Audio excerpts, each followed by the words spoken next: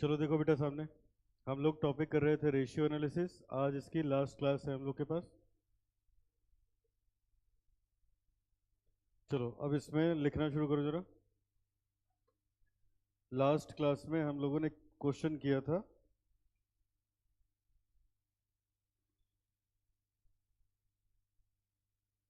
Question number 8 last class में हम लोगों ने किया था। अब आज लिखिए जरा। एक दो पॉइंट्स पे आपको कंफ्यूजन आती है, बस वही पॉइंट्स आज बताने हैं।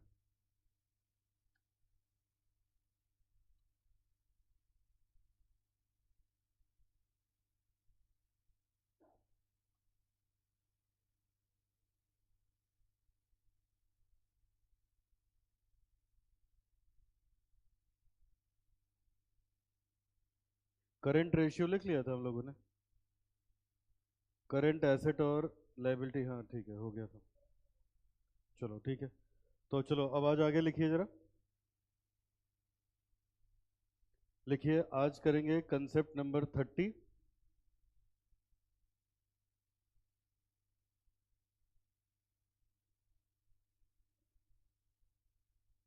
लिखिए concept number 30।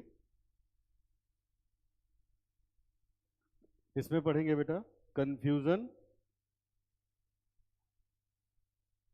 Regarding various terms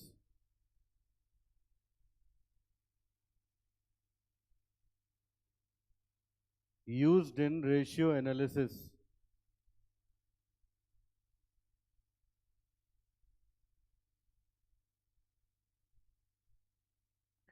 Confusion regarding various terms used in ratio analysis. 5 term हम लोग यूज करते हैं रेशियो एनालिसिस में जिसको लेके आता है कंफ्यूजन, तो वो हम यहां पे लिखने वाले हैं। लिखो जरा। टर्म्स हैं हमारे पास। पहला एवरेज। जैसे एक क्वेश्चन करके हम लोगों ने देखा है कहाँ एवरेज लेना है कहाँ एवरेज नहीं लेना, तो एक ये कंफ्यूजन आता है। दूसरा, रिटर्न का क्या मतलब होता है, कहाँ पे क्या लेना है। अगला, डेट का कहाँ पे क्या मतलब होता है। फिर बेटा इक्विटी का मतलब कहाँ पे क्या होता है। और आखिरी में एसेट का कहाँ पे क्या मतलब होता है। पूरे चैप्टर के जब क्वेश्चंस करोगे तो पांच पांच कंसेप्ट पे आपको प्रॉब्लम आती है, तो ये पांचों आज कर लेंगे तो पूरा चैप्टर आपका फिनिश हो। पढ़ ऑलरेडी लिया है, अब ये पढ़ेंगे कहाँ पे क्या चीज़ ली जाती है। अब बताओ एवरेज वर्ड कहाँ, हम लोग एवरेज कहाँ पे निकालते थे हम लोग। किसका? एक्सपेंस का, इनकम का, एसेट का, लाइबिलिटी का। हाँ, एसेट्स एंड लाइबिलिटी का। क्यों? एक्सपेंस का ओपनिंग बैलेंस होता ही नहीं, वो तो आखिरी में पीएल में चला जाएगा। समझ आए? तो लिखो जरा। अब देखो 30 कंसेप्ट हो गया है, तो अब ये देखो 31 इस पे होगा, 32 इस पे होगा, 33 इस पे होगा, 34 इस पे, 35 इस पे। पांचों में एक एक करके एक्सप्लेन करूंगा। नीचे लिखो इसी के कंसेप्ट नंबर 31। कंसेप्ट नंबर 31 इसमें पढ़ेंगे confusion regarding when to do average, when not to do average। आप लोगों ने जो आंसर बताया बिल्कुल करेक्ट था, वही चीज मैं यहाँ पे लिखवाने वाला हूँ। अगर हमारे पास एसेट्स और लाइबिलिटीज हैं, उनका ओपनिंग क्लोजिंग बैलेंस है, तो हम लोग एवरेज निकालेंगे, अदरवाइज हम लोग एवरेज नहीं निकालेंगे। लिखिए इसमें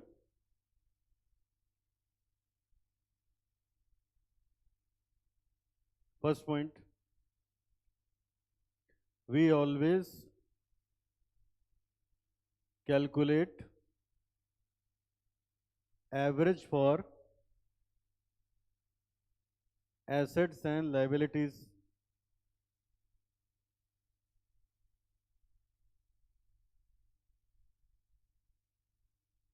ब्रैकेट में लिख देना not for income and expenses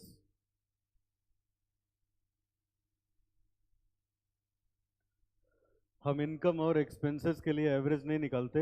जब भी एवरेज निकालेंगे तो या तो एसेट के लिए निकालेंगे या तो लायबिलिटी के लिए निकालेंगे। ये तो पहला पॉइंट हो गया। दूसरा पॉइंट लिखो। दूसरा पॉइंट, व्हेन क्वेश्चन आस्क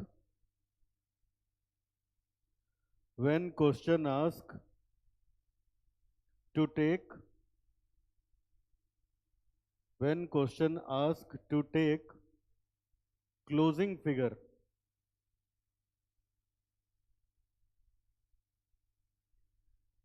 जब क्वेश्चन हमसे कहेगा कि क्लोजिंग फिगर लेके करो, अब बताओ क्या करोगे? अगर क्वेश्चन में लिखा है क्लोजिंग फिगर से सवाल लगाओ तो क्या करोगे? तब एवरेज नहीं लेंगे, तब क्लोजिंग सही लगेगा। ठीक है, लिखिए do not take average in such case. अगर क्वेश्चन में लिखा है कि क्लोजिंग बैलेंस से काम करो तो हम लोग एवरेज नहीं निकालेंगे। अगला बेटा, when opening and closing values are not given for both year in which we need to calculate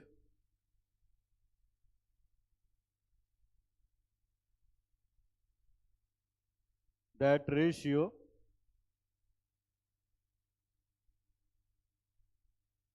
then take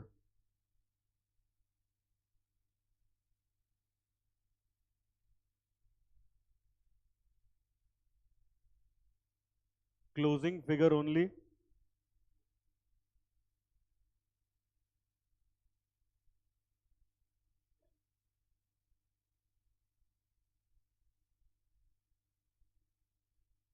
आगे बेटा,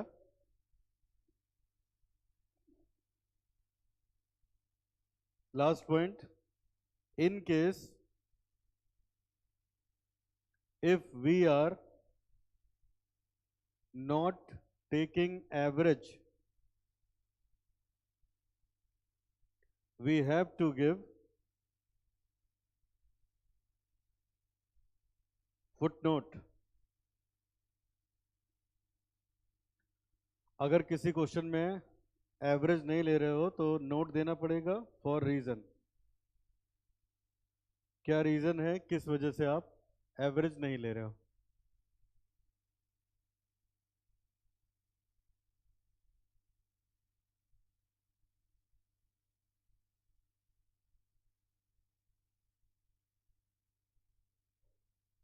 चलो ठीक है।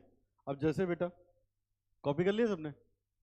अब देखो मैं इसको दिखाता हूँ क्या है इस पे क्वेश्चन, और अभी पहले इसको पूरा करेंगे, फिर टाइम मिलेगा तो सॉल्व करेंगे, नहीं तो ऑलरेडी सारी चीज़ें करा चुके हैं तो आप आराम से कर सकते हो। देखो जैसे रेशियो एनालिसिस में पहले क्वेश्चन पे आओ। रेशियो एनालिसिस में क्वेश्चन नंबर 1 पे 1A,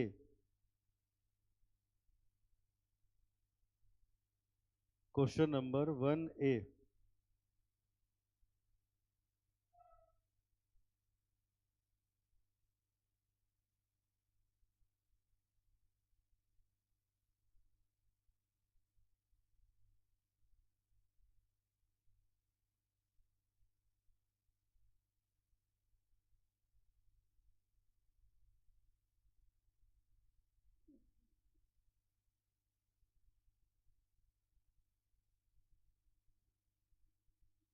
बुक है तुम लोग के पास?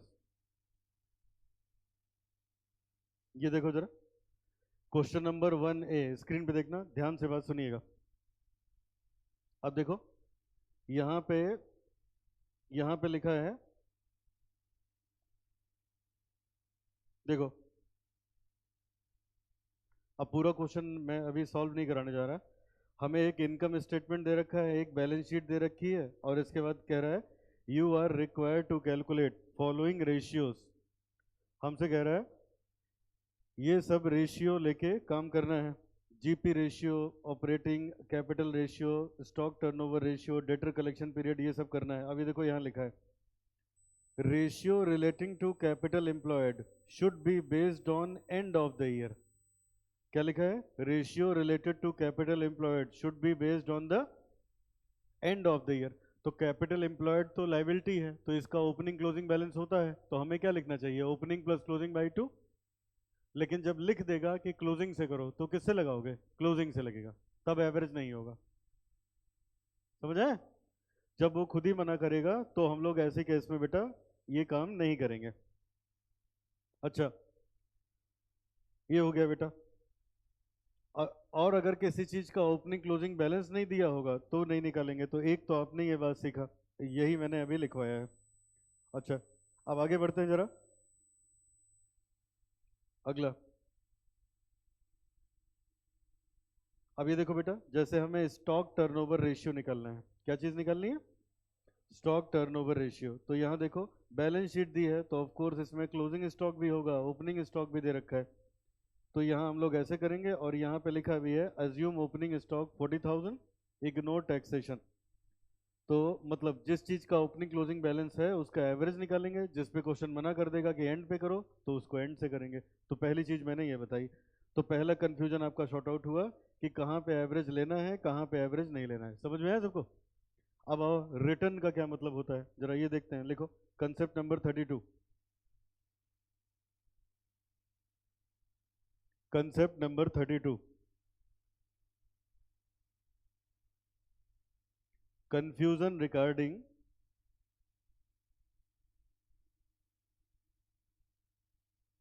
Word return.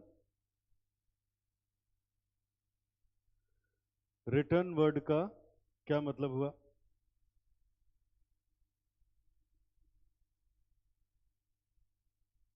तो लिखो, रिटर्न वर्ड के 3 मतलब निकलते हैं। रिटर्न बताओ क्या क्या पढ़ा था आपने, कुछ याद है? नेट प्रॉफिट और ईबीआईटी और ईबीआईटी इंटू 1 - टैक्स रेट, 3 पढ़े थे। तो अब कहाँ कौन सा लगेगा, कैसे हमको पता चलेगा? तो ये देखो यहाँ पे लिखो, यहाँ पे फॉर कैपिटल एम्प्लॉयड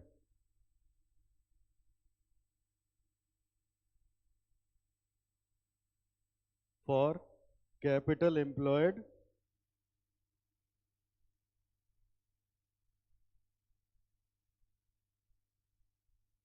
और एसेट्स। अगर आपको रिटर्न निकालना है कैपिटल एम्प्लॉयड पे या आपको रिटर्न निकालना है एसेट्स पे, तो आप ईबीआईटी लेंगे, ले सकते हैं। आप ईबीआईटी 1 - टैक्स रेट कर सकते हैं। आप नेट प्रॉफिट ले सकते हैं, जो आपके पास क्वेश्चन में हो। अगर आपको रिटर्न ऑन कैपिटल रिटर्न निकालना है कैपिटल एम्प्लॉयड पे या एसेट पे, तो आप ईबीआईटी ले सकते हो, ईबीआईटी 1 - टैक्स रेट ले सकते हो, या नेट प्रॉफिट से कर सकते हो, जो आपके पास हो।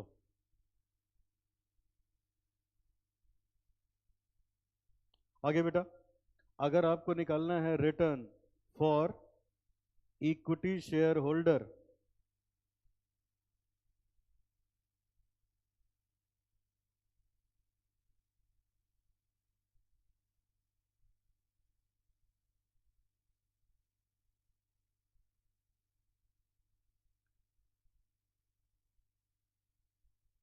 एंड प्रेफरेंस शेयर होल्डर,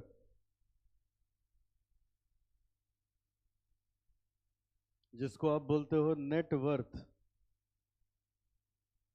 तो हमेशा लेंगे हम लोग नेट प्रॉफिट।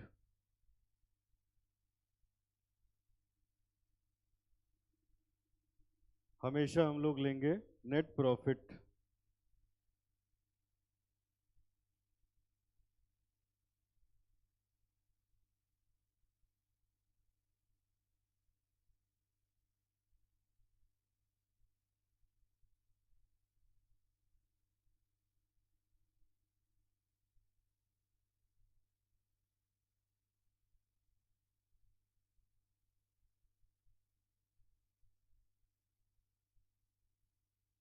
तीसरा बेटा, अगर कभी कहा जाए रिटर्न निकालो for equity share holder,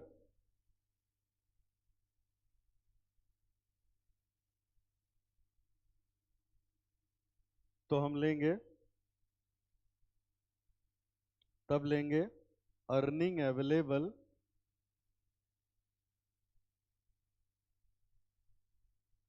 for equity share holder.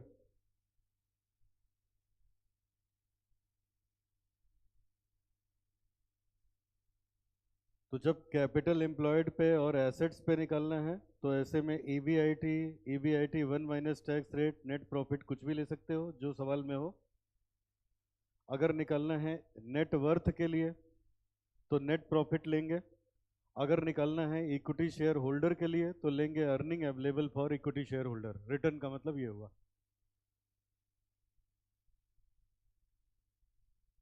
और इसी के नीचे लिखिएगा in case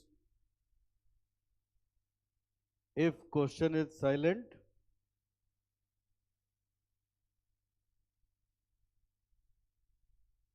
and there are more than one options to calculate return,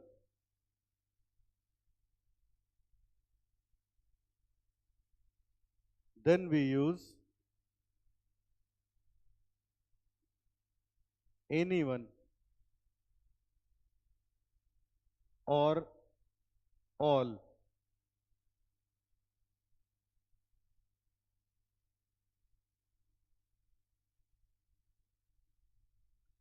ठीक है, तो अब बताओ कैपिटल एम्प्लॉयड और एसेट्स के लिए रिटर्न निकालोगे तो रिटर्न का क्या मतलब हो गया बेटा?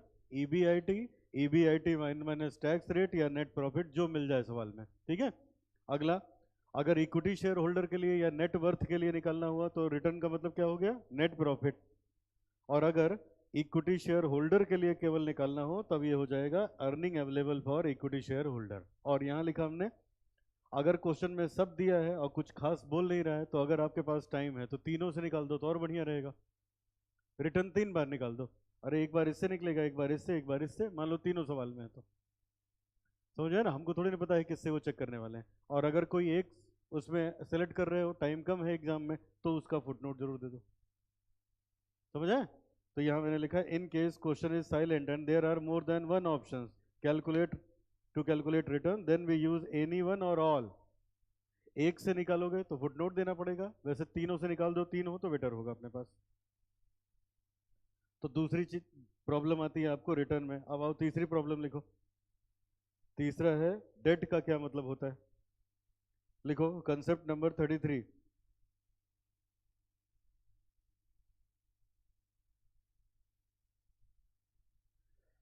कंसेप्ट नंबर 33, डेट का क्या मतलब होता है। Confusion related to date.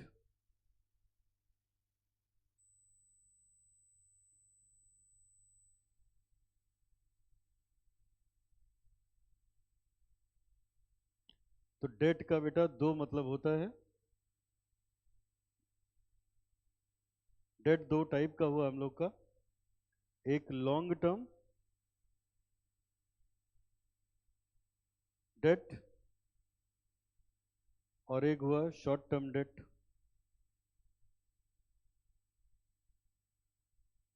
Short term debt में तो आ जाएगी current liability.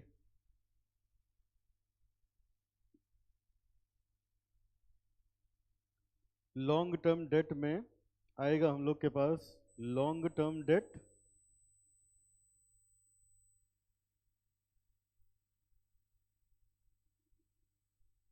Like debenture,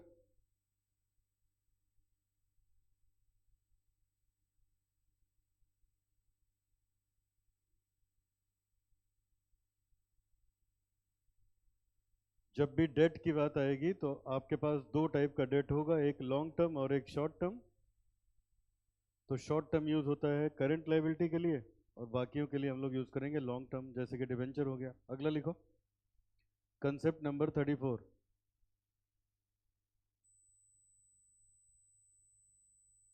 confusion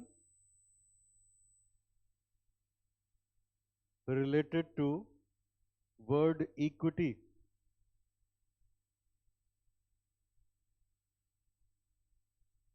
कई जगह इक्विटी वर्ड आता है, उसका मतलब अलग अलग होता है, तो कब कहाँ हमें कौन सा लेना है, कैसे पता चलेगा, वो चीज़ अब लिखने जा रहे हैं। तो लिखिए,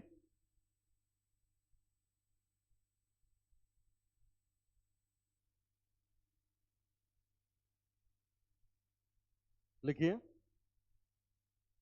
confusion arises when equity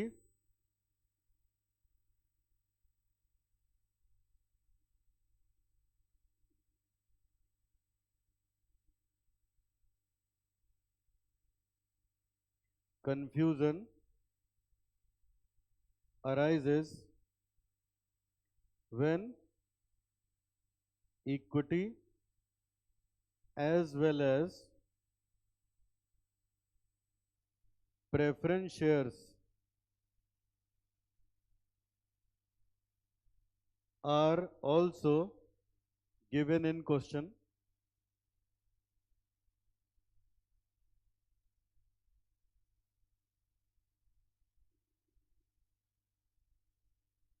अगर खाली इक्विटी दिया है तब तो कोई दिक्कत ही नहीं होती, प्रेफरेंस दिया है तब डाउट आता है कि प्रेफरेंस को लें कि न लें, तो आप ऐसे करेंगे बेटा। लिखिए, if question is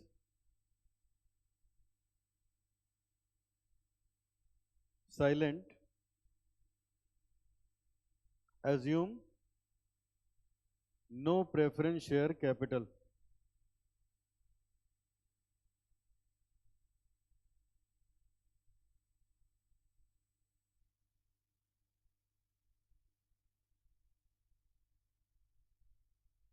third point में लिखिए,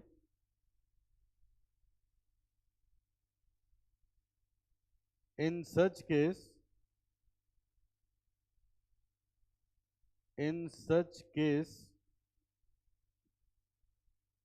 profit after tax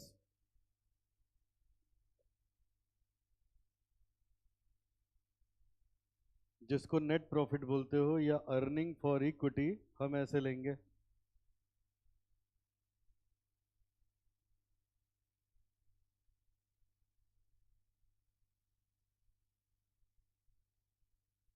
अगर क्वेश्चन में लिखा होगा net worth equity proprietor fund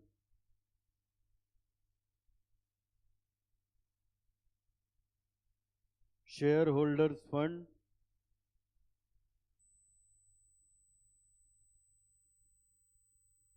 तो इसका मतलब हुआ it includes preference share capital.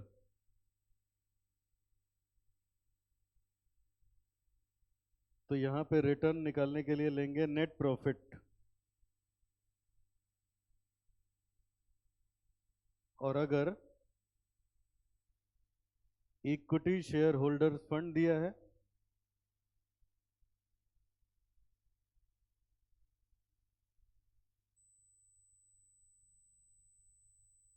या अगर इक्विटी शेयर होल्डर फंड दिया है या ओनर्स इक्विटी लिखा है,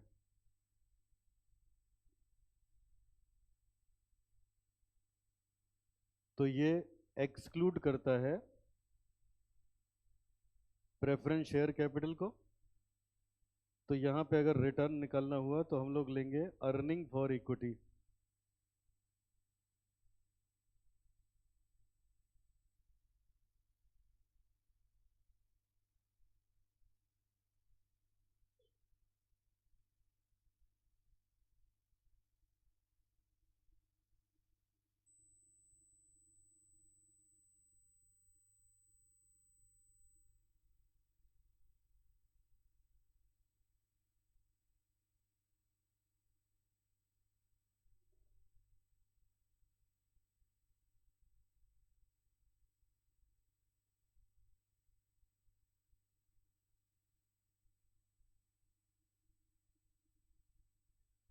अगर लिखा है net worth equity proprietors fund share holder fund, तो इसका मतलब इसमें एक प्रेफरेंस शेयर भी है, तब लोगे रिटर्न का मतलब नेट प्रॉफिट।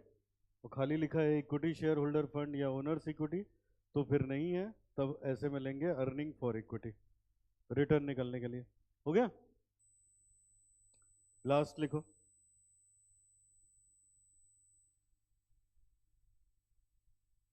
लास्ट। अब यहाँ देखो, हम लोगों को समझना था कंफ्यूजन, एवरेज का करा दिया, रिटर्न हो गया, डेट हो गया, इक्विटी हो गया। अब लास्ट में लिखो एसेट। एसेट को लेके प्रॉब्लम आती है कभी कभी, तो आखिरी कंसेप्ट लिखिए 35।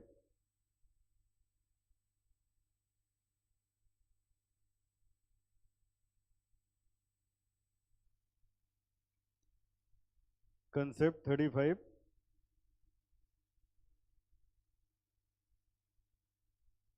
इसमें लिखिए कंफ्यूजन रिगार्डिंग एसेट।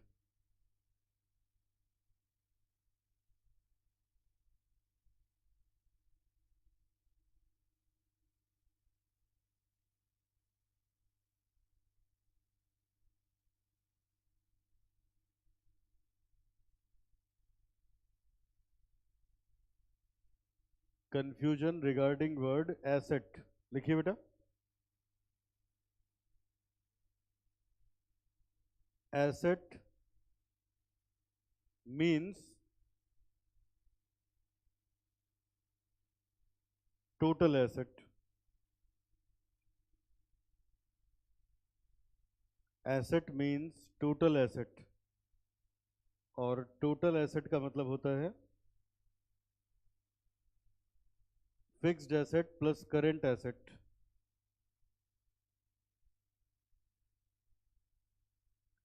कहीं भी अगर केवल एसेट लिखा है तो एसेट का मतलब हुआ टोटल एसेट। जब उसको फिक्स्ड एसेट लिखना होगा या करेंट एसेट लिखना होगा अलग से, तो खुद ही बताएगा, अदरवाइज हम मान के चलेंगे कि टोटल एसेट है।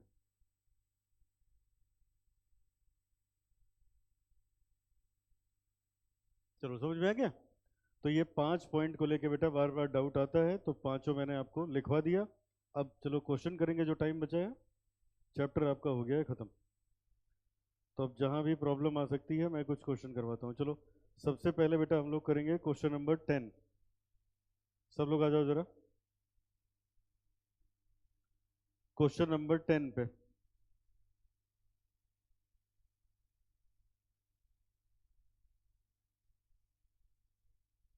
Question number 10A।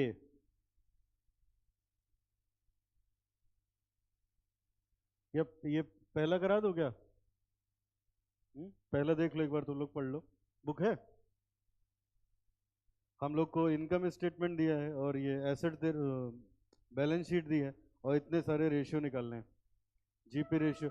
चलो अब 10 कर लेते हैं, उसके बाद ये करा देंगे, ठीक है? 10 शुरू कर लिया है तो पहले 10 कर लो, फिर पहला करा देंगे। सब लोग आ जाइए क्वेश्चन नंबर 10 पे।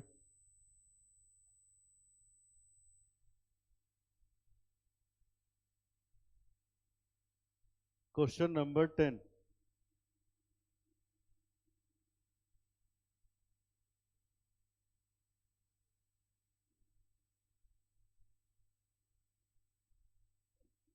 चलो ये रहा, पढ़िए। यहाँ मैंने हेडिंग भी दे दी आपको, इसमें कंफ्यूजन होगा एसेट को लेके। तो अब बताओ, कहीं एसेट लिखा होगा तो क्या उसका मतलब होगा? हाँ, कौन सा asset? Fixed asset plus current asset, मतलब टोटल एसेट, ठीक है? और पढ़ो जरा क्या कह रहा है। पहले लास्ट लाइन इनकी देखो, निकालना है net profit margin, return on asset, asset turnover और रिटर्न ऑन ओनर्स इक्विटी, चार निकालने हैं। तो एक काम करो, चारों का फॉर्मूला पहले लिखते हैं। लिखो कैलकुलेशन ऑफ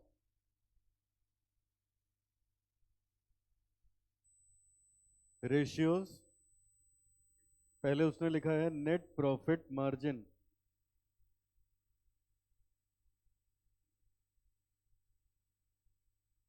इसका फॉर्मूला आपने पढ़ा था net profit upon sales into 100। दो तीन लाइन छोड़ दो। अगला उसने कहा है return on,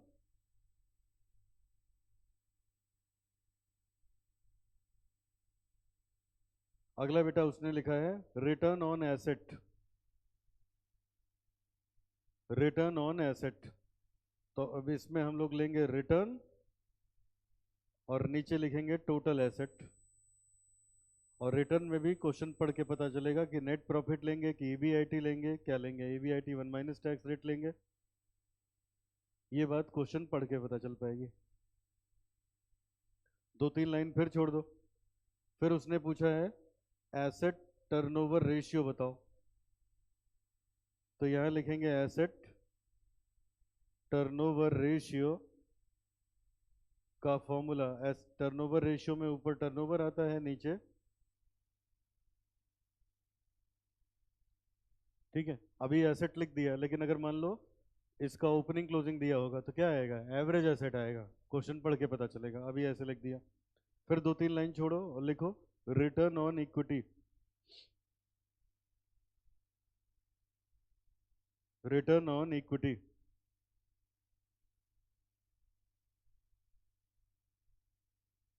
earning for equity upon equity. अब बताओ बेटा, अगर मैं न्यूमरेटर में लिख दे रहा हूँ अर्निंग फॉर इक्विटी, तो इसका मतलब यहाँ प्रेफरेंस शेयर नहीं दिया होगा सवाल में।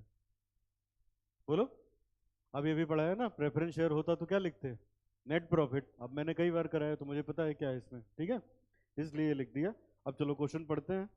जो जानकारी है तो ठीक, नहीं है तो निकालेंगे। नीचे बना लो वर्किंग नोट्स। कुछ दिया है तो डायरेक्ट रखो, नहीं दिया है तो इसमें एक एक कैलकुलेट करके रखेंगे। चलो अब क्वेश्चन पढ़ने चल रहा हूँ, देखिए सामने। देखो क्या लिखा है। X and company make plan for the next year. It is estimated that the company will employ total assets of 8 lakh. बेटा क्या लिखा है, total assets of। तो अब बताओ, मुझे तो दो फॉर्मूले में एसेट चाहिए, यहाँ और यहाँ। कहीं भी एसेट लिखा हो तो क्या मतलब होता है, टोटल एसेट। तो दोनों का मुझे डिनोमिनेटर मिल गया। लिखो यहाँ 8 लाख, यहाँ भी लिखो 8 लाख। जो मिलता जाएगा लिखते जाएंगे।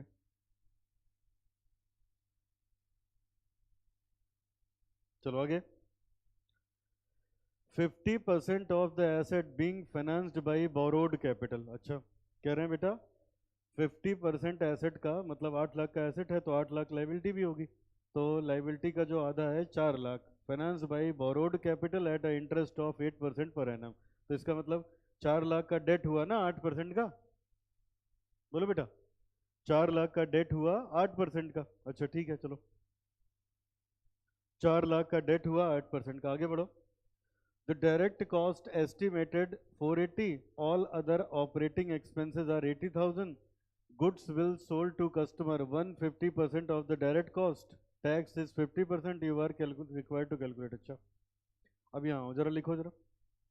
ये बताओ, सेल में से हम लोग माइनस कर देते हैं वेरिएबल कॉस्ट, तो क्या होता है, कंट्रीब्यूशन। या ऐसे देखो, देखो जैसा सवाल बेटा वैसा जवाब। ध्यान से सुनिएगा मेरी बात। कहाँ गया, the goods will be sold 1.5%। मुझको ये बताओ बेटा, इसमें एक वर्ड यूज किया था डायरेक्ट कॉस्ट, ये है ना, क्या यूज किया। अब बताओ डायरेक्ट कॉस्ट कहाँ आती है, ट्रेडिंग में कि पीएल में। और सेल में से डायरेक्ट कॉस्ट जब सारी घटा देते हो तो ग्रॉस प्रॉफिट मिलता है ना। तो मैं ऐसे नहीं लिख सकता इसको। हमने सेल लिखा, इसमें से माइनस किया डायरेक्ट कॉस्ट, तो जो बचेगा उसको बोलेंगे ग्रॉस प्रॉफिट। इसमें से माइनस करेंगे ऑपरेटिंग एक्सपेंसेस, तो आएगा ईबीआईटी। इसमें से माइनस करेंगे इंटरेस्ट, तो आएगा ईबीटी। यहां से माइनस करेंगे टैक्स, तो आएगा ईएटी।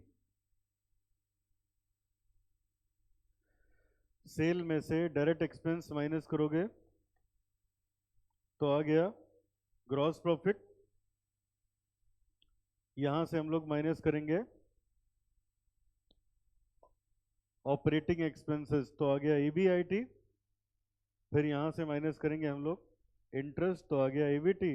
और फिर टैक्स माइनस कर दिया तो ईएटी।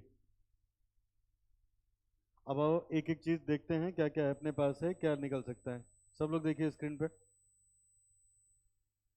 चलो अब मैंने तीसरी लाइन से नहीं लिखा था कुछ, तो ये देखो क्या लिखा था, 50% of the assets financed at 8% interest. तो इसका मतलब ये हुआ बेटा, इनके लिखने का मतलब हुआ कि 4 लाख का लोन है और वो 8% के इंटरेस्ट पे है, तो 32,000 का इंटरेस्ट हुआ। 4 लाख का अगर लोन है 8% पे तो 32,000 का इंटरेस्ट हुआ। आगे पढ़ो नेक्स्ट।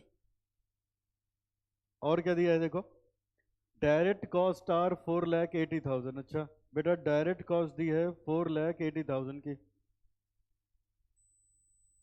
फिर उसके बाद all other operating cost are 80,000, सारी ऑपरेटिंग कॉस्ट है 80,000 की। आगे बढ़ो।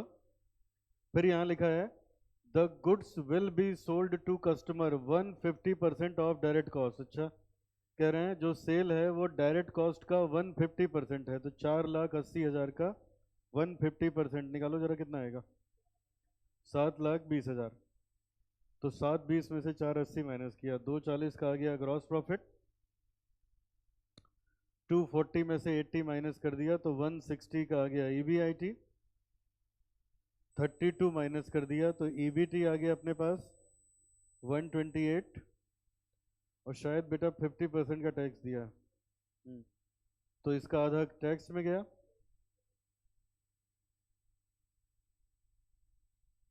बाकी आधा हो गया अर्निंग।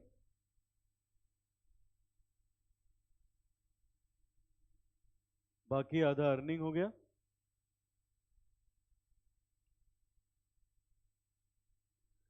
अब यहाँ से जो इन्फॉर्मेशन हमें चाहिए वो हम लिखते चले जाएंगे। अब यही जो अर्निंग आफ्टर टैक्स है, इसी को आप बोलो नेट प्रॉफिट, इसी को बोलो अर्निंग आफ्टर टैक्स, इसी को बोलो प्रॉफिट आफ्टर टैक्स, सब एक ही है। क्वेश्चन की फ्रेमिंग पे डिपेंड करता है कब क्या चीज़ हमें क्या लेनी है। तो अब नेट प्रॉफिट मिल गया 64,000 का, सेल मिल गई 7,20,000 की, पहला रेशियो निकल जाएगा। नेट प्रॉफिट मिल गया 64 का, सेल मिल गई 720 की, पहला रेशियो आ जाएगा। तो चलो पहले रेशियो में आ जाओ। नेट प्रॉफिट हो गया 6,40,000 का, कितना था बेटा, 64 ना, और ये हो गया हमारे पास 7,20,000 इंटू 100, कितना आया 8.89, मतलब 90%।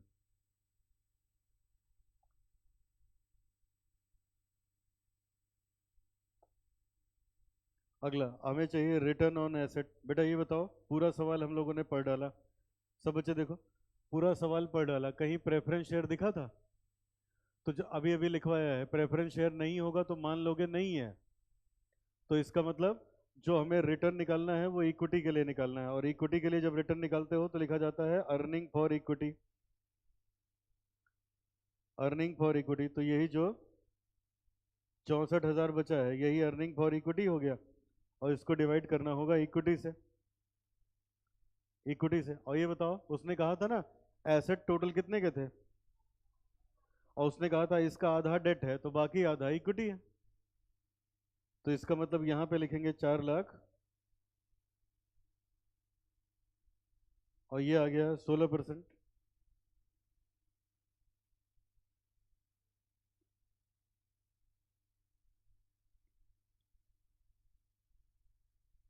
अच्छा, एसेट भी है टर्नओवर भी है, एसेट 8 लाख का पहले लिख दिया था, 7,20,000 की सेल लिखो, एसेट टर्नओवर रेशियो आ गया।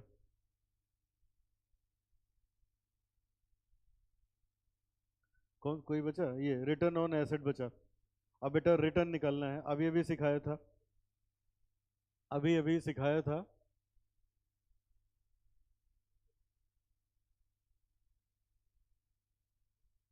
चलो यहां तक हो गया। एक मिनट जरा स्क्रीन पे देखो, अभी आज की क्लास में लिखा है, बताओ जब आपको रिटर्न निकालना हो कैपिटल एम्प्लॉयड पे या एसेट पे तो क्या क्या ले सकते हो, EBIT, EBIT 1 minus tax rate, या नेट प्रॉफिट, जो मर्जी करे वो ले लो। अब ठीक है, अब क्वेश्चन की फ्रेमिंग पे डिपेंड करता है बेटा। तो देखो नेट प्रॉफिट ऑलरेडी हम लोग इसमें ले चुके हैं ना, इक्विटी वाले में, जब रिटर्न ऑन इक्विटी निकाला है तो नेट प्रॉफिट ले लिया है ना। तो रिटर्न ऑन एसेट निकालने के लिए देखो, अगर एग्जाम में टाइम हो तो तीनों से निकाल दो, सबसे अच्छा। नहीं तो यहां मैं ले रहा हूं EBIT into 1 minus tax rate. क्यों ये लिया? नेट प्रॉफिट पहले ही ले चुके थे, तो या तो EBIT ले सकते थे या तो 1 माइनस, तो EBIT और इसमें तो बेटर होगा कि टैक्स के बाद ही लो। नहीं, गलत नहीं हो, ऐसा कुछ नहीं बेटा, है ना। ये कंफ्यूज नहीं, इसीलिए मैं क्या बोल रहा हूँ, जो आसान बता रहा हूँ उसमें तो लोग ध्यान ही नहीं दे रहे हो, कॉम्प्लिकेटेड वाले की तरफ भाग रहे हो। मैंने क्या बोला, तीन दिए हैं, तीनों से निकालो, बोला ना पहले। तो होने तो क्या फर्क पड़ता है, जब तीन रिटर्न है, तीनों की तीन वैल्यू है, तो वो तो अलग आएगा ही आएगा ना। नहीं समझा? एग्जाम में क्या करोगे, जरा सा डाउट आया तो क्या करोगे, तीनों से निकालोगे, तीन रिटर्न होते हैं ना, हमें क्या पता किससे कॉपी चेक करना चाहता है वो। ठीक है, अब सुनो, अब थोड़ा सा इसमें मैं लॉजिक बताने को बता सकता हूँ। जैसे आप कहोगे यहाँ नेट प्रॉफिट लिखा दिया तो यहाँ क्यों नहीं लिया भाई, जो सबसे आखिरी में बचेगा वो इक्विटी के लिए जाएगा ना, सबसे आखिरी में क्या बचा, इसलिए इक्विटी के लिए ये लिया। आई बात समझे? अब एसेट पे निकालना है, तो अगर इससे पहले के प्रॉफिट है तो वो लगाया जाए तो बेटर होगा, क्योंकि इक्विटी के लिए। तो अब बचा क्या क्या, एक ईवी।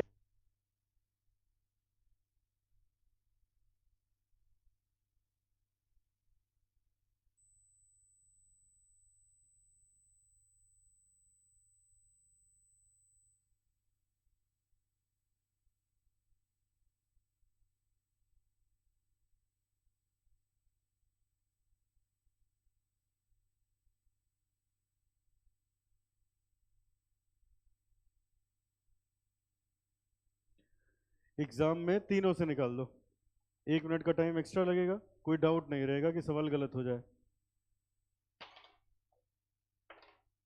चलो ये हो गया, अब कुछ बचा कि हो गया सब? अच्छा नहीं, ये रह गया, EBIT 1 माइनस टैक्स रेट। तो EBIT है 160 का,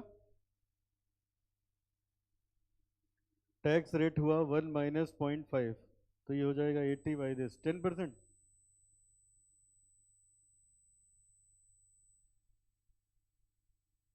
ये हो गया बेटा 10%।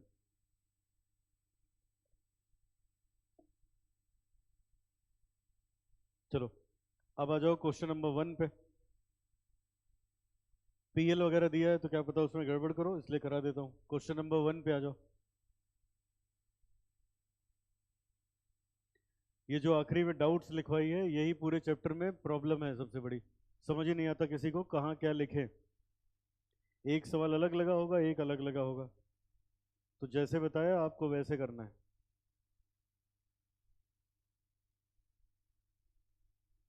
पूछो। किसमें? हाँ, तुमने रिवाइज नहीं किया बेटा, एसेट टर्नओवर रेशियो में मैंने पढ़ाया था, टर्नओवर रेशियो में हमेशा ऊपर टर्नओवर आता है।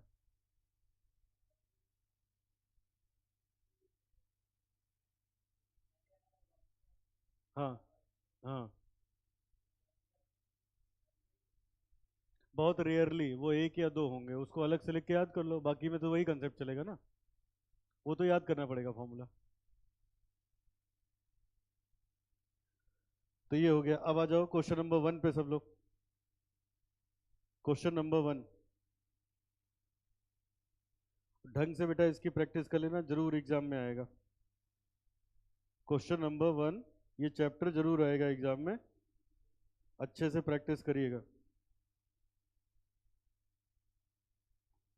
एक एक चीज लिखवा दिया है, सब पे क्वेश्चन करवा दिया, अब इसके बाद कुछ बचता ही नहीं।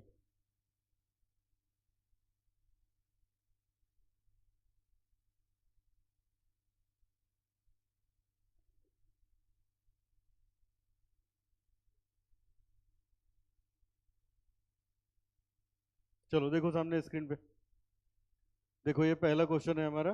पहले देखो इनको चाहिए क्या क्या, तो ये देखो 6 रेशियो इनको चाहिए, 7, ग्रॉस प्रॉफिट रेशियो, ऑपरेटिंग, और ये इतने रेशियो चाहिए। और एक बात नोटिस करना, देखो हमें 2 साल का डेटा दिया है।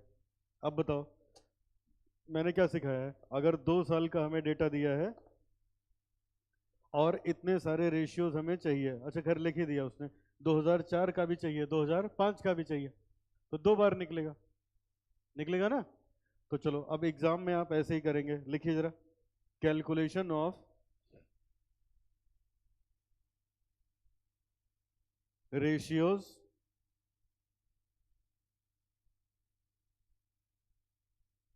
एक तरफ लिख दो 2004, एक तरफ लिख दो 2005 और एक तरफ लिख दो particulars.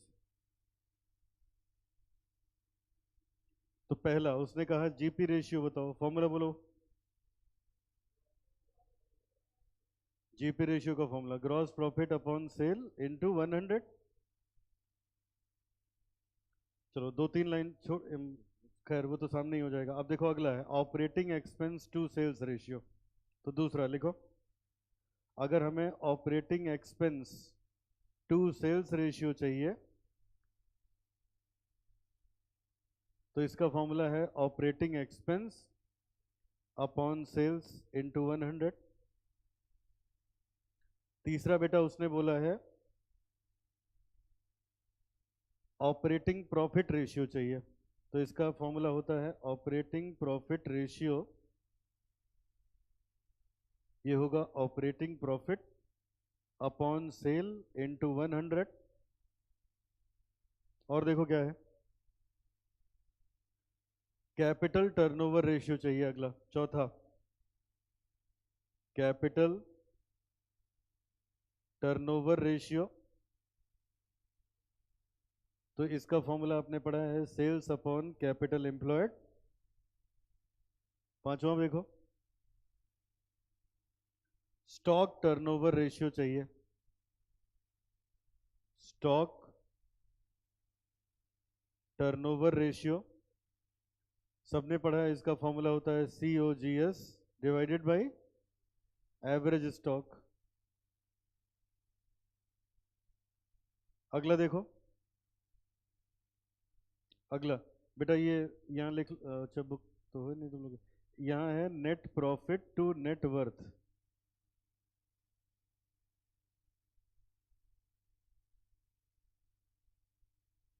Net profit to net worth ratio निकालना है, यहां मैं लिख रहा हूं नेट प्रॉफिट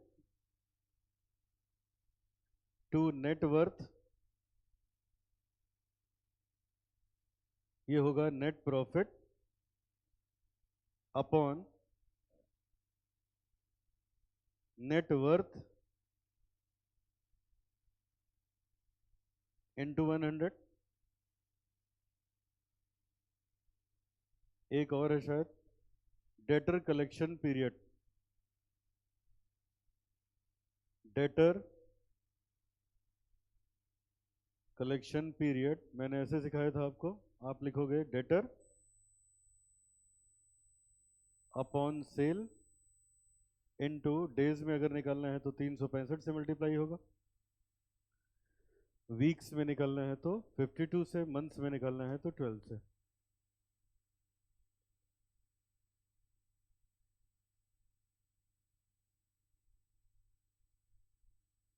ठीक है, तो ये सब हो गया। अब आइए क्वेश्चन पढ़ते हैं, जो जो मिलता जाएगा इसी में लिखते जाएंगे। देखो अब शुरू से क्वेश्चन पढ़ो, कह रहा है in a meeting held at Delhi towards end of 2004 the directors of HPCL Limited have taken decision to diversity. At present, HPCL Limited sells finished goods from its own warehouse. The company issued debenture on 1st January 2005 and purchased fixed asset on the same day। अच्छा, कह रहे हैं company ने 1 तारीख को debenture issue किया और 1 तारीख को एसेट खरीदे, ठीक है। The purchase price have remained stable during the concerned period. Following information is provided to you.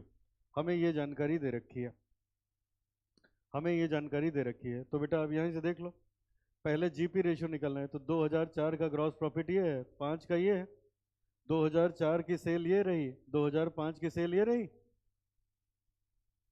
अरे सेल क्या हो जाएगी, कैश और क्रेडिट दोनों का सम आएगा ना, समझ आए। तो दोनों साल का ग्रॉस प्रॉफिट दिया है, दोनों साल की सेल दी है, लिख दो, आ गया पहला रेशियो।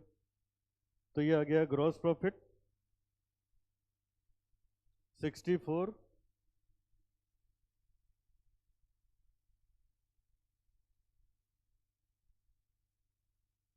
76,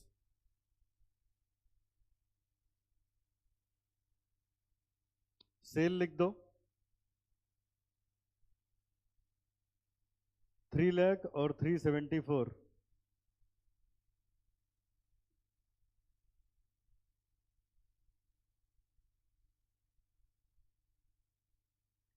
21.33%, 20.32%।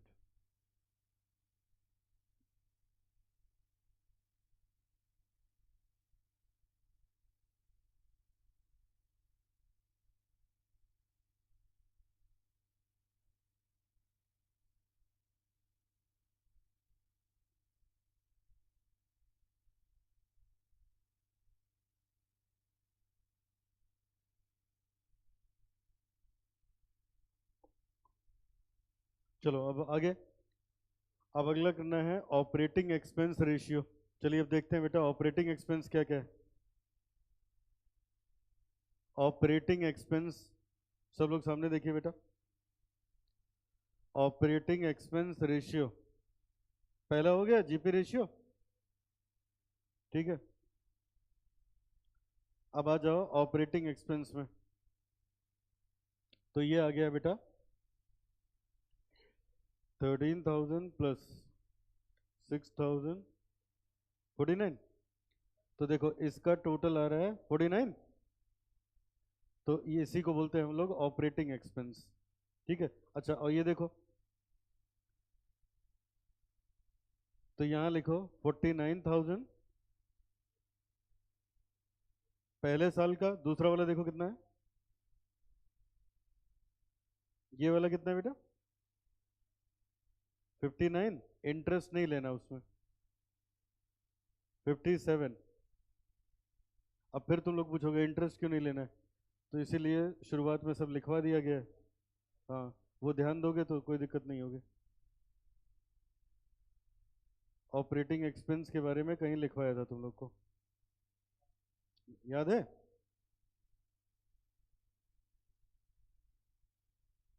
कहाँ लिखवाया जरा देखो बेटा।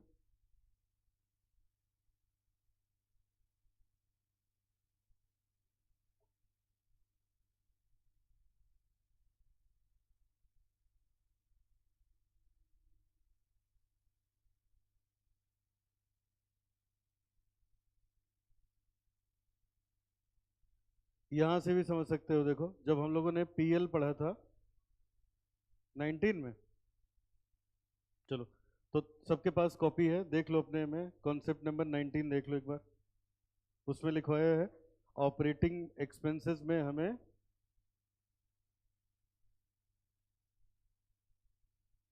नेट प्रॉफिट नहीं लेना,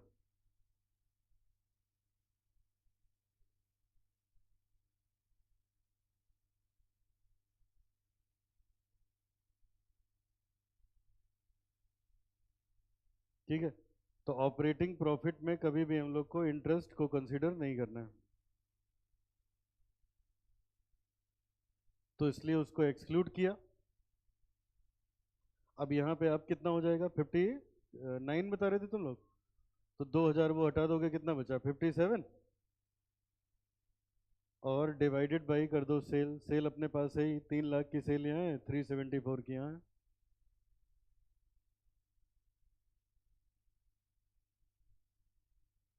तो ये आ गया 16.23 और 15.24।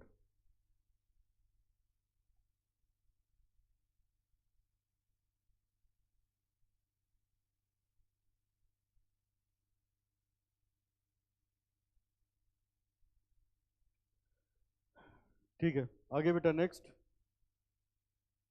ऑपरेटिंग प्रॉफिट रेशियो निकालना है।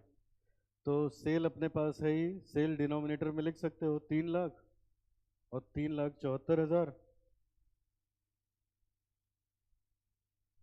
अब ऑपरेटिंग प्रॉफिट देखो, तो ऑपरेटिंग प्रॉफिट ये है, यही जो नेट प्रॉफिट है इसी को क्या ले लेंगे, ऑपरेटिंग प्रॉफिट होता क्या है ईबीआईटी, लेकिन दिया नहीं है ना, या तो ईबीआईटी लो या ईबीआईटी 1 माइनस टैक्स रेट लो या नेट प्रॉफिट लो, समझ आए? तो यहाँ पे हम लोग ले लेंगे नेट प्रॉफिट लिखिए इसमें 15,000 और 17,000।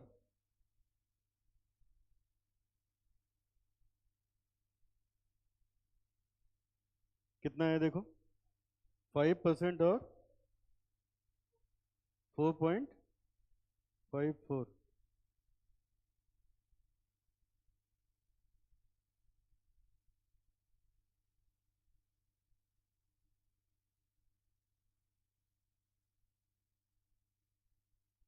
बेटा यहाँ पे ठीक करो, ये 19 होगा, 19,000।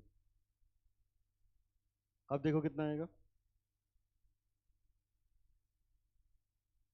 5.08। ठीक है, 19 क्यों होगा, ऑपरेटिंग प्रॉफिट का क्या मतलब होता है? हाँ, इंटरेस्ट छोड़ के ना, EBIT। चलो अब आगे। अब निकालना है कैपिटल टर्नओवर रेशियो। तो पहले टर्नओवर लिख लो, 3 लाख की कैपिटल अपने पास है, 3,74,000 की सेल अपने पास है। अब कैपिटल लिखना है, अब हम लोग को कैपिटल लिखना है। अब ये बताओ क्या सिखाया था मैंने, कैपिटल का ओपनिंग क्लोजिंग बैलेंस होगा तो कौन सी कैपिटल लेंगे हम लोग, एवरेज या क्लोजिंग, कौन सी लोगे? लेकिन यहाँ देखो क्वेश्चन में लिखा था जब कैपिटल एम्प्लॉयड निकालना है तो हमें एंड ऑफ द ईयर वाला लेना है। अब कौन सी लोगे, क्लोजिंग वाली। ठीक है, तो अब अगर क्लोजिंग लोगे तो यहाँ आ जाओ, बैलेंस शीट में देखो कैपिटल, तो ये देखो 2004 की हो गई 1 लाख, 2005 की हो गई 147।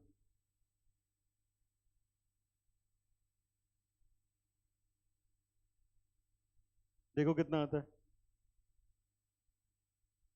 कितना बेटा, 3 आ रहा है, 3 टाइम्स, अगला 2.54 टाइम्स। चलो अगला, अब निकालना है स्टॉक टर्नओवर रेशियो। अब निकालना है स्टॉक टर्नओवर रेशियो। एक ही क्वेश्चन में देखो कितने वेरिएशन लेके आता है। अब ये देखो, एक मिनट जरा स्क्रीन पे देख लो सब लोग, एक मिनट स्क्रीन पे देख लो, बताओ। पहले हमने निकाला जीपी रेशियो, क्या इसका फॉर्मूला था? अब बताओ ग्रॉस प्रॉफिट और सेल में से कोई एसेट लाइबिलिटी है? नहीं है, तो एवरेज का झंझट ही नहीं फंसा इसमें। फिर देखो अगला कौन सा निकाला, इसमें कोई एसेट लाइबिलिटी है, इसमें नहीं फंसा। फिर ऑपरेटिंग प्रॉफिट में नहीं फंसा, इसमें फंसा तो उसने लिख दिया है एंड वाला ले लो, लेकिन यहां नहीं लिखा है तो हम एवरेज स्टॉक लेंगे। जब नहीं लिखेगा तो क्या लेके चलोगे, क्योंकि अपने पास है ना वैल्यू, समझ आए? तो अब यहाँ लिखो एवरेज स्टॉक, आ जाओ बैलेंस शीट में देखो स्टॉक कितने का है, 60 और 94।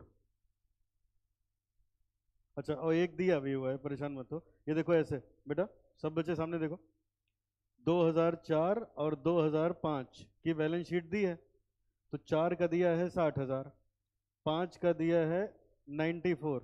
ठीक है, तो देखो जब इसका एवरेज निकालोगे तो यहाँ का एवरेज आ जाएगा, और ये वाला नीचे दिया था शायद, हाँ ये दिया है देखो, 40,000 का ओपनिंग स्टॉक है कब, 2004 में, तो दिया है। तो 40 और इसका एवरेज निकालोगे 60 का, तो ये आ जाएगा 2004 का, और 60 और 94 का निकालोगे तो 2005 का। 40 plus 60/2, 60 plus 94/2।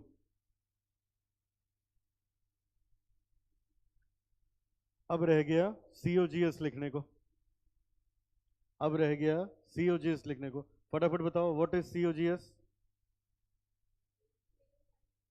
Sales minus GP, या इस सवाल में सीधा दिया हुआ है, सीधा दे रखा है, लिख लो 236 298।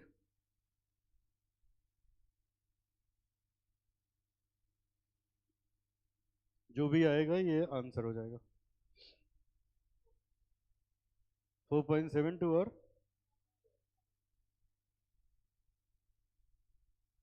आगे बढ़ो। अब निकालना है net profit to net worth. तो नेट प्रॉफिट क्वेश्चन में है, नेट प्रॉफिट ये दे रखा है बेटा 15,000 का और 17,000 का।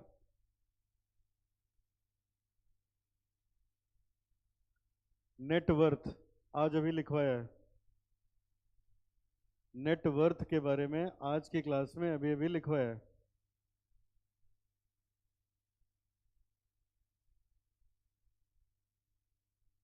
देखो, अगर बोलेगा नेट वर्थ या इक्विटी या प्रोप्राइटर फंड या शेयर होल्डर फंड, तो उसमें प्रेफरेंस शेयर होंगे, नहीं तो नहीं होंगे। अब आओ देखो, इसमें क्वेश्चन में है कि नहीं, है ही नहीं क्वेश्चन में, तो कोई झंझट ही नहीं है। तो अब ये देखो, देखो बेटा, नेट वर्थ का मतलब क्या हुआ, ये दोनों यहाँ आ जाएंगे और ये दोनों यहाँ आएंगे। ये तो डिवेंचर तो डेट हो गया ना, समझ आए? तो अब इन दोनों का टोटल 1 लाख ही होगा। जरा ये दोनों जोड़ो, कितना आएगा, 7542, 1,17,000। तो यहाँ का हो गया 1,17,000, और ये कितना बताया था, 1 लाख ना। निकाल दो, 15% शायद पहला आ रहा है, 14 पॉइंट,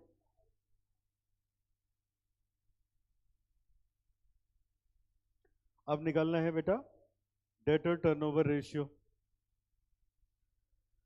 अब आखिरी में निकालना है डेटर्स कलेक्शन पीरियड। अब बताओ, डेटर क्या है, एसेट है या लाइबिलिटी है, मतलब एसेट लाइबिलिटी है या इनकम एक्सपेंस है? तो एसेट लाइबिलिटी का आप क्लोजिंग बैलेंस लेते हो बेटा, है ना? एसेट लाइबिलिटी का क्लोजिंग बैलेंस लेते हैं हम लोग।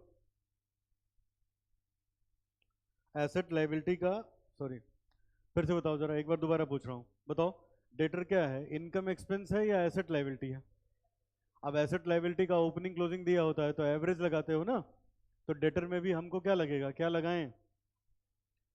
डेटर में भी हमको लगेगा हम एवरेज लगाएं। अब एक बार जरा बैलेंस शीट में आ जाओ, कहाँ है डेटर, ये रहा।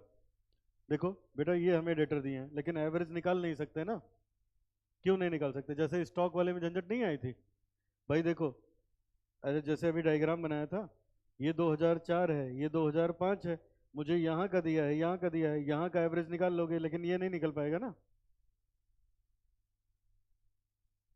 स्टॉक में दिया था इसलिए निकल गया ना, तो इसका मतलब मजबूरी है, तब किससे निकलेगा, क्लोजिंग बैलेंस से। और यूनिफॉर्मिटी करनी है, ऐसे नहीं कर सकते कि इसमें एवरेज लगा दो इसमें ना लगाओ, कंपेयर नहीं हो पाएगा ना फिर, समझ आए? एक में ऐसे आप नहीं कर सकते, एक में लगाओ एक में ना करो। तो चलो अब लिखो, सेल थी ही अपने पास 3 लाख की, 3,74,000 की।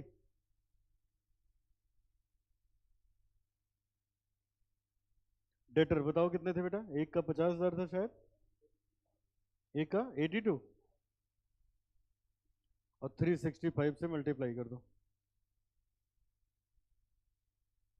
60.83 डेज।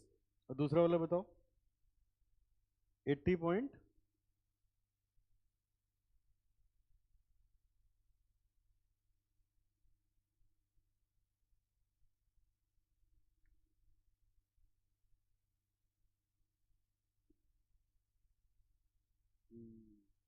लेकिन हम लोगों ने गलत लगाया है। अब एक ही क्वेश्चन में देखो ना, पूरा दिमाग लगा देता है। ये बताओ, डेटर के लिए सेल का क्या मतलब है, क्रेडिट सेल, सवाल में क्रेडिट सेल अलग से दी है, 270 इसकी, 342 इसकी। डेटर के लिए सेल का क्या मतलब हुआ, क्रेडिट सेल हुआ ना। तो ये लिखना चाहिए था ना, कितना है, 270, 342, 270 और 342।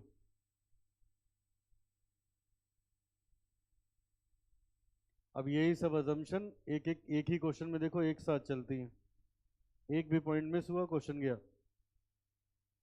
अब बताओ कितना आएगा दोबारा से, 67.60, और इनका 87.51।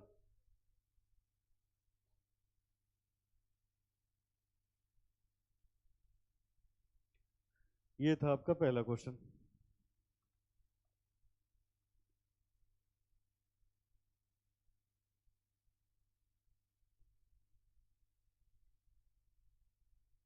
चलो एक क्वेश्चन और कराता हूँ बेटा, जिसमें समस्या आ सकती है।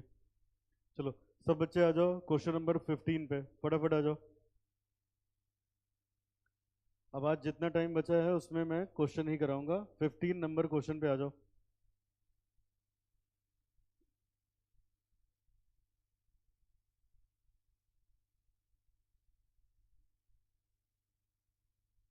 Question number 15।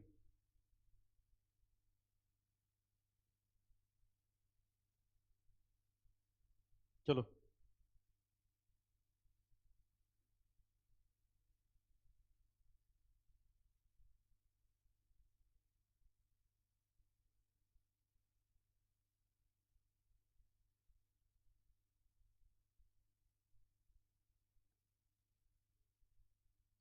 चलो ये रहा बेटा question 15।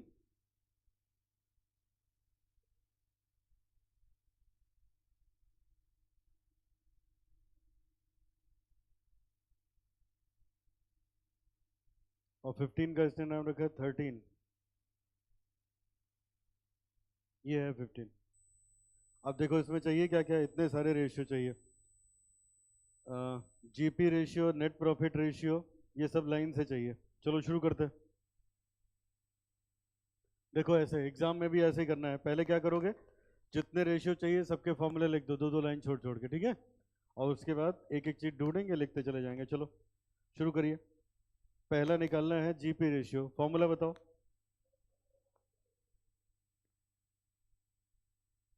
Gross profit upon sale into 100। अब इसी के सामने लिख देंगे जो कुछ होगा। आगे बढ़ो, दूसरे पे आ जाओ। उसके बाद बोला है नेट प्रॉफिट रेशियो, बोलो formula. Net profit ratio,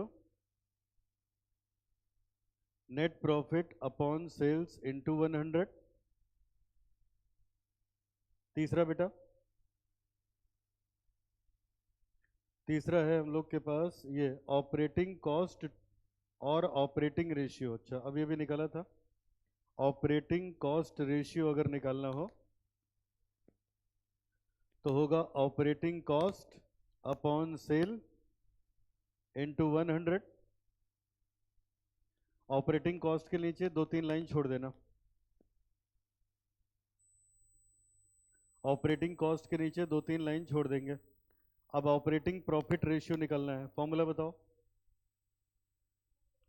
operating profit ratio का फॉर्मूला बताइए। न्यूमरेटर में क्या आएगा, ऑपरेटिंग प्रॉफिट अपॉन,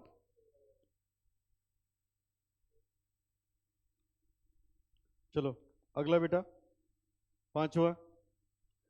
फिर उसने कहा है इन्वेंट्री टर्न नहीं, करेंट रेशियो। चलो फॉर्मूला बताओ। Current asset upon current liability. उसके बाद देखो इन्वेंट्री टर्नओवर रेशियो, शायद करेंट रेशियो के बाद अगला है, हाँ inventory turnover ratio.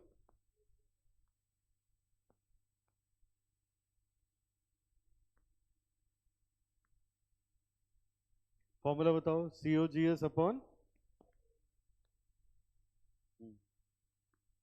Average stock into 100। Average stock, sorry. अच्छा आगे बढ़ो। इसके बाद अगला है क्विक रेशियो, फॉर्मूला बताओ। क्विक रेशियो हो गया quick asset upon current liability. फिर अगला देखो इंटरेस्ट कवरेज रेशियो, चलो बताओ फॉर्मूला। अरे इंटरेस्ट किस में से देते हो, इंटरेस्ट के लिए कवरेज क्या है, ईबीआईटी। तो इंटरेस्ट कवरेज रेशियो का फॉर्मूला हो गया EBIT upon interest.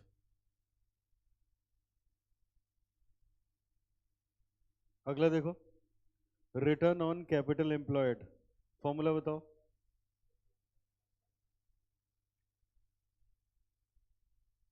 Return on capital employed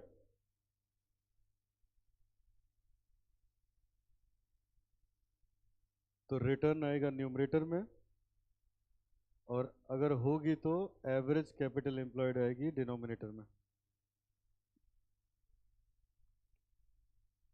या कैपिटल एम्प्लॉयड जो भी होगा। अभी क्वेश्चन पढ़ के पता चलेगा, अभी नहीं बता सकते। और आखिरी में देखो निकालना है डेट टू एसेट रेशियो, चलो फॉर्मूला बताओ।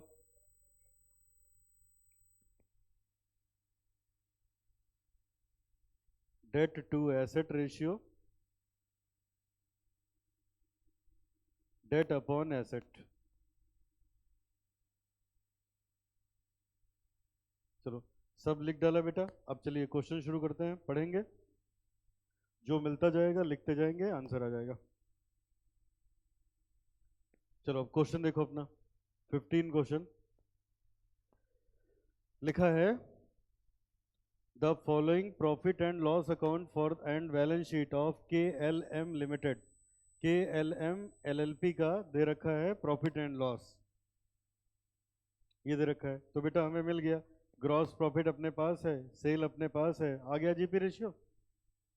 बोलो, लिखो।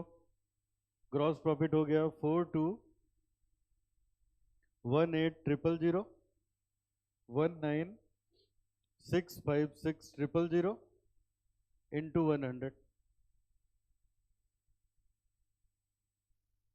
21.46%। क्योंकि पीएल दिया है, सेल मैंने पहले लिख दी थी, तो सेल वही लिख देता हूं। अब जरा नेट प्रॉफिट कॉपी कर लो।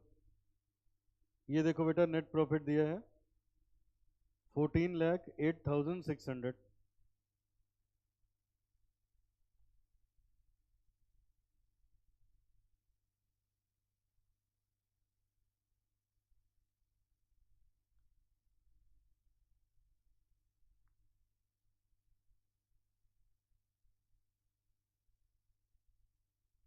कितना आएगा देखो, 7.16। चलो अब आई बारी operating cost to sales ratio की। तो सेल तो पता है, वही लिख दो, 1965600, बचा ऑपरेटिंग कॉस्ट। अब फटाफट बताओ ऑपरेटिंग कॉस्ट क्या होती है।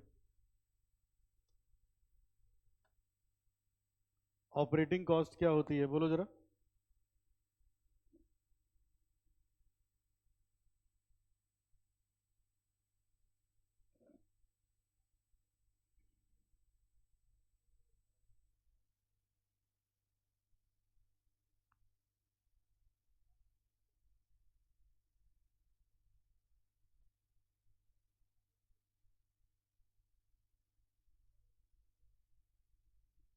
ये देखो यहाँ लिखवाया था ये सब, पॉइंट टू रिमेंबर में देखो, अभी मिल नहीं रहा था।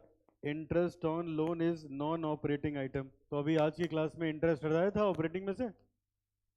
फिर ये देखो, अगर हमें निकालना हो ऑपरेटिंग कॉस्ट,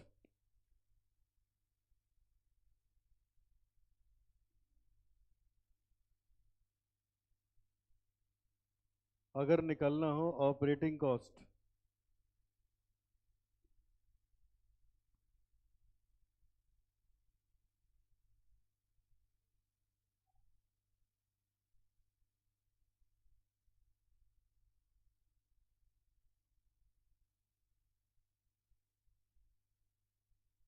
यहाँ लिखा है बेटा कंसेप्ट नंबर 20 में, प्रॉफिटेबिलिटी रेशियो में, ऑपरेटिंग प्रॉफिट रेशियो, ये देखो ऑपरेटिंग एक्सपेंस रेशियो में लिखा है ना, operating expense upon sales into 100, operating expense upon sales into 100। और ये देखो ये क्या लिखा है, ऑपरेटिंग कॉस्ट का मतलब होता है COGS plus operating expense. Operating cost का क्या मतलब होता है, COGS प्लस अच्छा ऑपरेटिंग एक्सपेंस में वही इंटरेस्ट नहीं आता। तो ये देखो अब ऐसे करेंगे, यहाँ आ जाइए, अब यहाँ ऐसे लिखेंगे, ऑपरेटिंग कॉस्ट में आएगा COGS प्लस ऑपरेटिंग एक्सपेंस, और सी, इसको ऐसे कर सकते हो, COGS का मतलब क्या हुआ, सेल माइनस जीपी। बोलो बेटा, सेल माइनस जीपी। और ये देखो आपके पास जैसा सवाल वैसा, तो देखो ऑपरेटिंग एक्सपेंस में क्या क्या आएगा, देखो ये आएगा, ये आएगा, इसको नहीं लेंगे, अभी पढ़ा है ना इंटरेस्ट नहीं लिया जाता, तो एडमिनिस्ट्रेशन और सेलिंग जोड़ लो, plus administration plus selling. Sale 1965600 की दी है, जीपी 421800 का दिया है,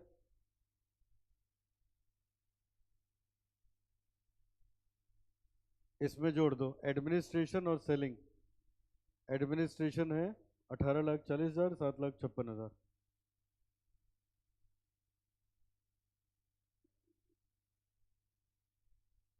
देखो कितना आता है बेटा, 18034,000। 1803400। फाइनल आंसर देखो कितना आता है, 91.75%। अब आ गया ऑपरेटिंग प्रॉफिट रेशियो, कैसे निकलेगा? ऑपरेटिंग प्रॉफिट रेशियो कैसे निकलेगा?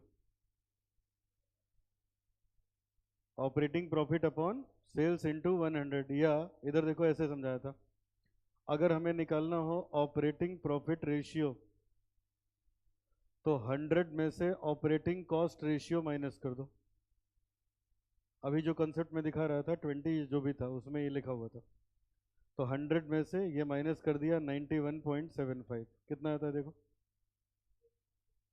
8.25। ऑपरेटिंग कॉस्ट और ऑपरेटिंग प्रॉफिट मिलके ही 100% होता है, एक चाहिए तो दूसरे को 100 में से माइनस कर दो।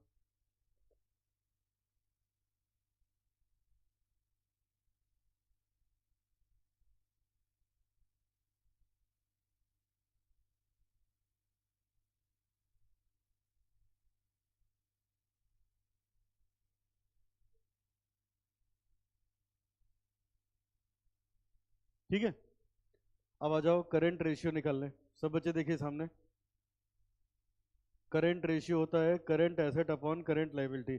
तो पूरी बैलेंस शीट आपके पास है, जरा बताओ करंट एसेट में क्या क्या आएगा? डेटर आएगा कि नहीं? स्टॉक और कैश, तो ये तीनों मिलके क्या हो गए? Current asset. करंट लायबिलिटी में अपने पास आ गया ये क्रेडिटर, क्रेडिटर आ गया और अदर लायबिलिटी आ गई। तो चलो लिख डालते हैं, 13,50,000 का डेटर, 14,28,000, 4,22,000, तो ये आ गया 13,58,000, 13,50,000, 14,28,000, कैश कितना था? 422।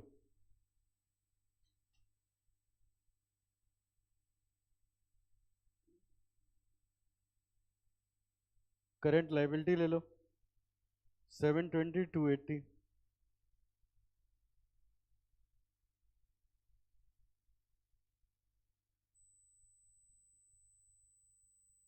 10 लाख नीचे हो रहा है, ऊपर देखो कितना आ रहा है,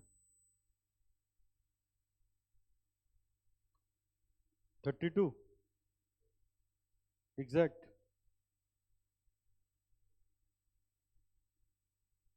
तो 3.2 टाइम्स आ गया।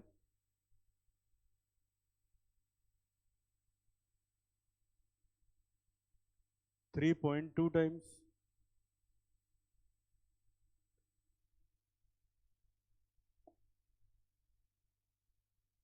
चलो अब आगे इन्वेंट्री टर्नओवर रेशियो निकालना है बेटा। तो ये आएगा COGS upon average stock. COGS अभी ऊपर निकाला था, सेल में से जीपी माइनस किया था, 1965,000 में से माइनस कर दो 4218,000।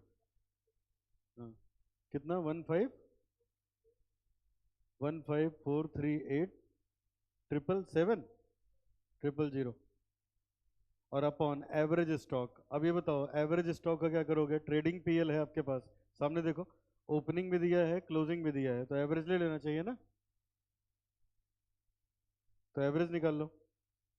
12,46,000 का ओपनिंग दिया है, 14,28,000 का क्लोजिंग दिया है,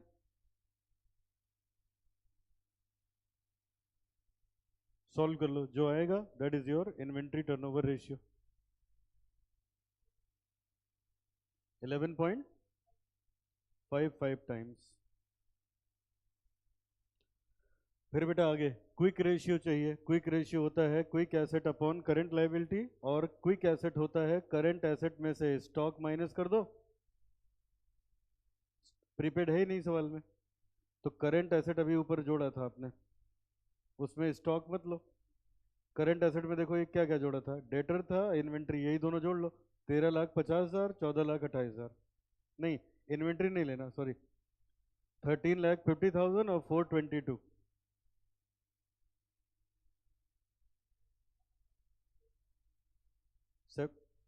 17,72।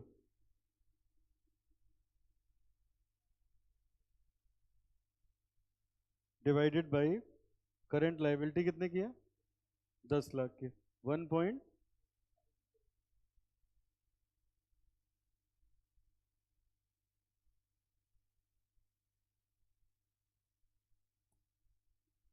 इंटरेस्ट कवरेज रेशियो हो जाएगा EBIT upon interest. Interest PL में था, इंटरेस्ट पीएल में था, ये देखो इंटरेस्ट ऑन लोन 260 का लिख लो। अच्छा EBIT, अब हमें चाहिए EBIT। तो बेटा EBIT देख लो सब लोग।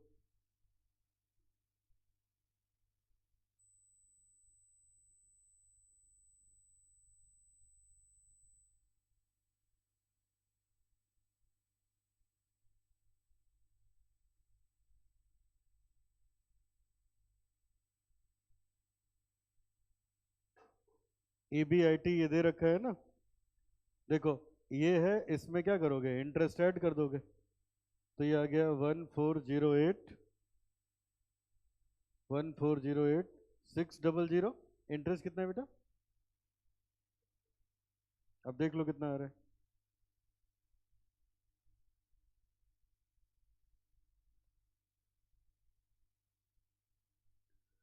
फिर चाहिए रिटर्न ऑन कैपिटल एम्प्लॉयड, 6.42 आ रहा है ना। अब चाहिए रिटर्न ऑन कैपिटल एम्प्लॉयड। अब बताओ रिटर्न का मतलब, नहीं अब आज पढ़ाया ना, कैपिटल एम्प्लॉयड पे रिटर्न निकालना है, तो चाहे EBIT ले लो, चाहे EBIT माइनस 1 माइनस टैक्स ले लो, चाहे नेट प्रॉफिट ले लो, ठीक है, जो मर्जी वो ले लो। तो यहाँ पे हमने EBIT से लगाया, टैक्स इसमें है ही नहीं पूरे क्वेश्चन में, देखो तो EBIT और EBIT इंटू 1 माइनस टैक्स का सवाल ही खत्म हो गया, EBIT आएगा अपॉन, और EBIT अभी अभी निकाले हो तुम लोग, 1408600 प्लस 2,60,000। एवरेज कैपिटल एम्प्लॉयड चाहिए। अच्छा अब ये बताओ, इधर देखो जो टेक्निकल पॉइंट्स हैं वो देखो, बताओ एवरेज कैपिटल एम्प्लॉयड निकल पाएगी यहाँ पे कि क्यों नहीं निकल पाएगी? ओपनिंग क्लोजिंग बैलेंसेस नहीं है, तो अब क्या करेंगे, एवरेज वर्ड हटाओ, क्या ले सकते हो, कैपिटल एम्प्लॉयड। अब फिर रुको यहीं पे, बताओ कैपिटल एम्प्लॉयड का क्या मतलब हुआ? कैपिटल एम्प्लॉयड का क्या मतलब हुआ? कैपिटल मतलब इक्विटी शेयर कैपिटल या जो भी हो इसमें, प्लस रिटेन्ड अर्निंग आएगी, प्लस जनरल रिजर्व ये भी आएगा, और लॉन्ग टर्म लोन भी आएगा।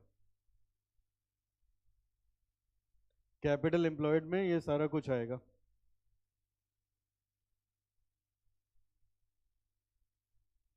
कैपिटल एम्प्लॉयड में सब कुछ आएगा।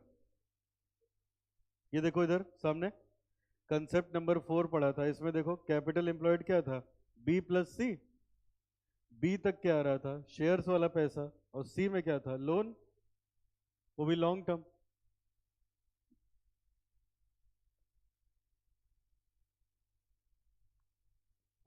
ऐड कर लो जरा बेटा, ये सब ऐड करा लो, 20 लाख, 42 लाख, 12 लाख और 26 लाख। 20 लाख, 42 लाख, 12 लाख और 26 लाख, कितना आता है? ये कितना आ गया अपने लोग का, 16.69।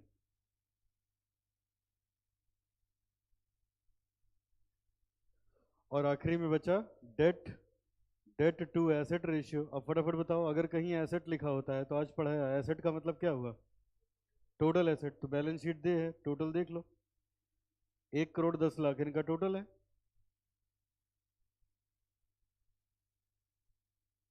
अच्छा अब डेट का मतलब बताओ, शॉर्ट डेट कौन से है, लॉन्ग टर्म या शॉर्ट टर्म? Long term.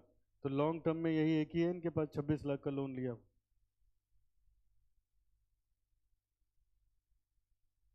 23.69%।